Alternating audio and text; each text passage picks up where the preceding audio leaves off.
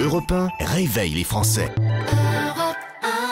Il est 7h25, Maxime Switek. L'info politique d'Europe 1, bonjour Caroline Roux. Bonjour Maxime. Jean-François Copé nie en bloc les accusations du Point. Il a adressé un courrier hier soir aux militants de son parti dans lequel il annonce qu'il porte plainte. Évidemment, c'est un coup dur pour Jean-François Copé et pour l'UMP qui fait bloc derrière lui. Mais en coulisses, Caroline, il n'en fallait pas plus pour rallumer la guerre Fillon-Copé. Alors l'un des tout premiers appels de Jean-François Copé hier a été pour François Fillon.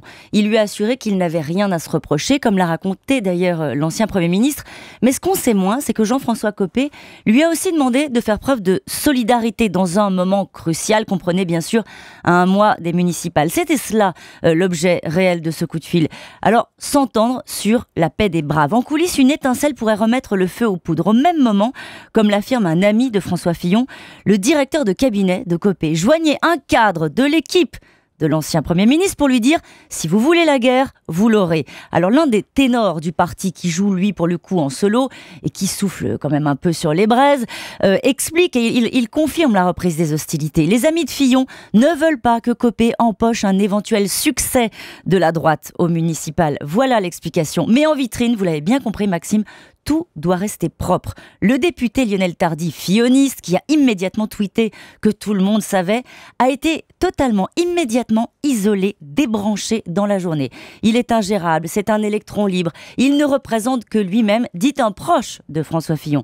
Jean-François Copé a quand même dû appeler, lui, un élu de Haute-Savoie pour lui demander de joindre son ami Tardy et de le faire taire naturellement au plus vite. Mais sur l'affaire à proprement parler, Caroline, ils disent quoi tous ces élus UMP quand les micros sont éteints ? Ce que je peux vous dire, c'est qu'aucun d'entre eux n'est réellement tombé de l'armoire, car le sujet avait été évoqué déjà dans le Canard enchaîné, mais surtout lors d'un petit déjeuner de l'UMP. Ça s'est passé en septembre dernier. François Fillon avait demandé en réunion quels étaient les contrats en cours avec la société Big Malion. Jean-François Copé avait dit à l'époque qu'il ferait un point précis, mais l'affaire en était restée là. En réalité, ce que craignent les élus que j'ai pu joindre hier, ce sont les dommages collatéraux sur les militants. Comme le dit un élu de l'Ouest, qu'est-ce que je vais dire à cette retraitée qui a donné 50 € de sa poche pour sauver l'UMP et Sarkozy. Mais comme les autres, ce député fait le gros dos. On appelle ça l'instinct de survie. Alors Nicolas Sarkozy, justement, Jean-François Copé dit que ce coup monté vise aussi l'ancien président. Alors les proches de Nicolas Sarkozy refusent absolument de commenter une histoire qui ne le concerne pas. Pas question d'alimenter la machine alors que l'ancien président va rendre visite aujourd'hui à Angela Merkel. Jean-François Copé, donc, lui, va devoir faire face aux accusations et s'expliquer. Dire qu'il s'agit d'un coup monté ne suffira pas à calmer ses ennemis de l'intérieur, mais cette séquence électorale lui offre, quelques mois de répit.